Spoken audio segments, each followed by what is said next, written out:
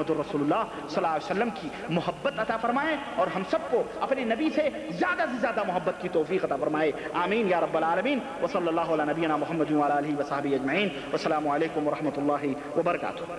अगर कोई सवाल वगैरह है तो आप ला सकते हैं। फटा जल्दी करें, आप लोग सवालात पहले ले लिया करें, बेहतर रहेगा।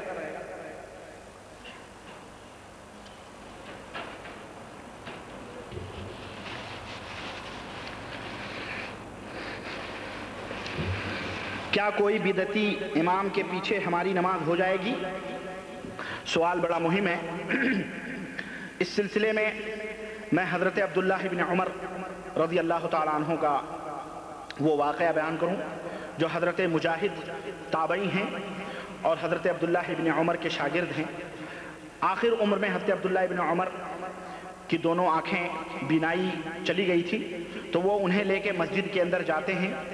तो मस्जिद के अंदर जब हज़रत अब्दुल्लाह इब्न उमर पहुँचे और बैठे तो देखा कि मुअज्जिन फिर अस्सलाह अस्सलाह अस्सलाह का नाम लेके पुकार रहा है मस्जिद के अंदर। तो हज़रत अब्दुल्लाह इब्न उमर ने अपने शागिर्द से हज़रत मुजाहिद से कहा, क्या अज़ान नहीं हुई? उन्होंने कहा अज़ान हो गई। तो बोले तो फिर ये क्यों बिदात कर रहा है? अल्लाह के नबी सल्लल्लाहु अलैहि वसल्लम से ये साबित नहीं है। अखरिजू बिना मिन हाज़ल मुब्तदिअ, हाँ, इस बिदती की मस्जिद से मुझे बाहर निकालो। चुनांचे उन्हें हज़रत मुजाहिद लेके बाहर निकले और वो मस्जिद से बाहर चले गए और कहने लगे हम यहाँ नमाज नहीं पढ़ेंगे। तो बिदती अगर बिदती है वो, तो इस हदीस इस असर से जो सहाबी का है, बहरहाल इससे यह साबित हुआ कि बिदती के पीछे नमाज नहीं होती। अगर बिदती को मालूम है कि यह बिदत करता है, हाँ, तो उसे बताया जाए, समझाया जाए कि ये चीज़ जो तुम कर रहे हो ये बिदात है। अगर वो तौबा कर ले तो ठीक है, अगर तौबा नहीं करता है तो उसके पीछे यकीनन नमाज पढ़ना जायज़ नहीं।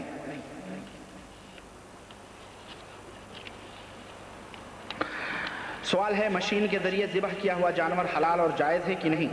बहुत से लोगों ने कहा है कि मिना में कुर्बानी का जानवर मशीन के ज़रिए से ज़िबह किया जाता है।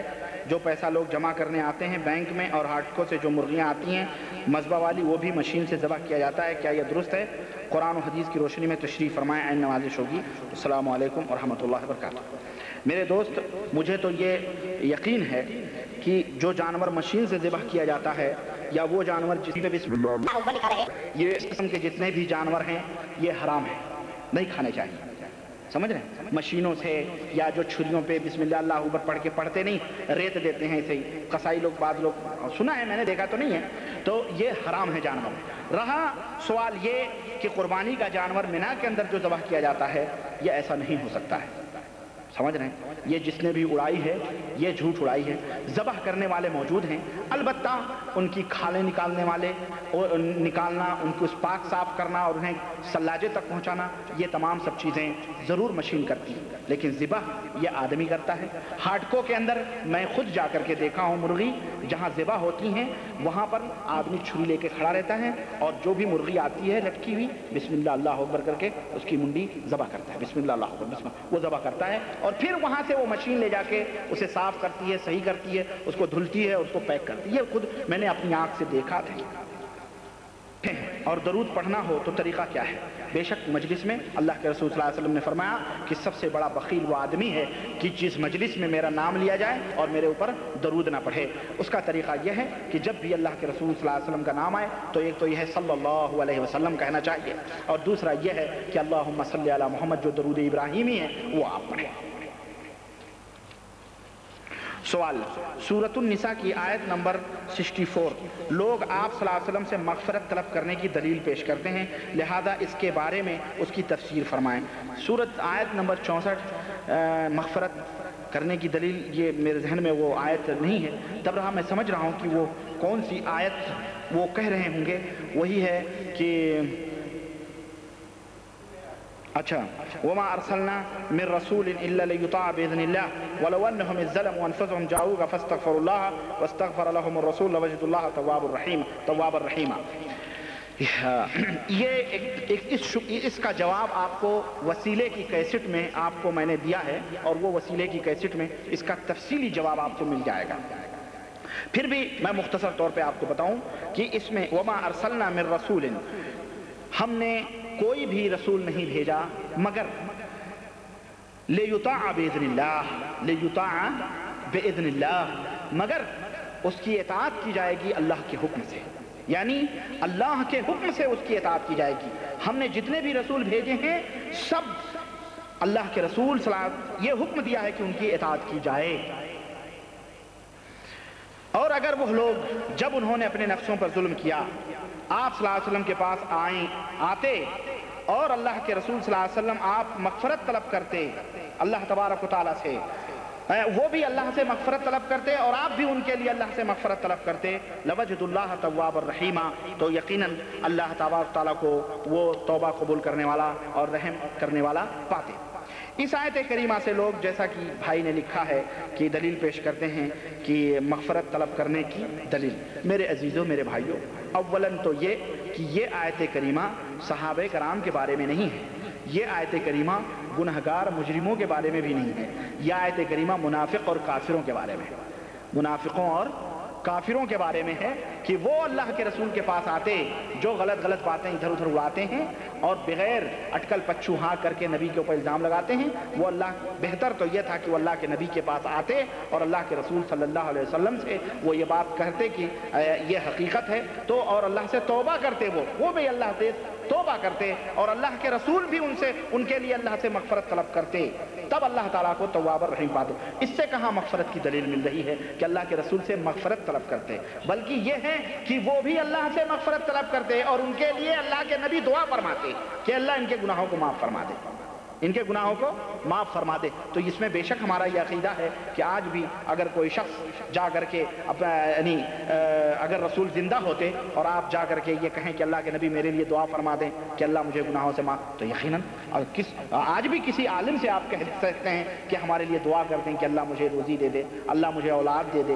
آپ کسی صالح نیک آدمی سے کہہ سکتے ہیں کہ اللہ سے دعا کریں کہ اللہ مجھے شفا دے، آپ نہیں کہتے ہیں۔ خود اللہ کے نبی صلی اللہ علیہ وسلم نے فرمایا کیا کہ لا تنسانا فی دعائک یا اخی۔ حضرت عمر بن خطاب رضی اللہ عنہ جب عمرہ کرنے جانے لگے تو انہوں نے حضور صلی اللہ علیہ وسلم سے سلام کرنے آئے تو حضرت حضور صلی اللہ علیہ وسلم نے فرمایا لا تنسانا فی دعائک یا اخی، اے میرے بھائی اپنی دعاؤں میں مجھے بھی یاد رکھنا، اپنی دعاؤں میں مجھے بھولنا نہیں، یاد رکھنا۔ تو اس حدیث سے ثابت ہوا کہ دعا کی درخواست کرنا یہ جائز ہے، یہاں تک کہ بڑا بھی چھوٹے سے دعا کی درخواست کر سکتا ہے۔ اللہ کے نبی کسی کے دعاؤں کے محتاج نہیں، لیکن دیکھیں اپنے عزیز دوست اپنے بھائی حضرت عمر بن خطاب سے کریں ہمیں بھی دعاؤں میں یاد رکھنا۔ تو میرے دوست اللہ کے رسول صلی اللہ علیہ وسلم یقیناً دعا کر دیں مغفرت کی تو اللہ تعالیٰ ضرور ان کی دعائیں قبول فرماتا ہے، اس میں کوئی شک نہیں۔ لیکن یہ آیت کریمہ ان کافروں اور مشرکوں کے لیے تھی اور منافقوں کے لیے تھی۔ دوسری چیز یہ ہے کہ اگر آج بھی اگر کوئی شخص جیسا کہ اس سے دلیل پکڑتے ہیں کہ وہ جائیں اگر یہاں نہیں تو قبر رسول صلی اللہ علیہ وسلم کے پاس جا کے کہیں کہ ہم نے اپنے نفسوں پر ظلم کیا ہے، یہ کیا ہے، وہ کیا ہے اور ہم آئے ہیں اللہ کے نبی آپ ہمارے لیے دعائیں مغفرت کریں، یہ شرک باللہ ہے۔ کوئی بھی صحابی کی کوئی بھی ایک واقعہ نہیں بتا سکتا کہ کوئی بھی صحابی یا کوئی بھی مجرم جو حضور کے زمانے میں نہیں بلکہ صحابہ کے زمانے میں جن سے جرم ہوا وہ جا کے نبی کریم صلی اللہ علیہ وسلم کی قبر کے پاس انہوں نے ایسی دعا کی ہو یا اللہ کے نبی سے ایسی درخواست کی ہو کہ اللہ کے نبی آپ دعا کریں اللہ تعالیٰ مجھے جو ہے آپ دعا کریں اللہ تعالیٰ مجھے معاف کرے یا آپ ہمارے لیے دعائیں مغفرت کریں۔ ایسی کوئی بھی روایت اللہ کے رسول صلی اللہ علیہ وسلم سے یا صحابہ سے نہیں ملتی ہے۔ مرنے کے حضور کی وفات کے بعد بھی ایسا کوئی بھی واقعہ نہیں ملتا ہے۔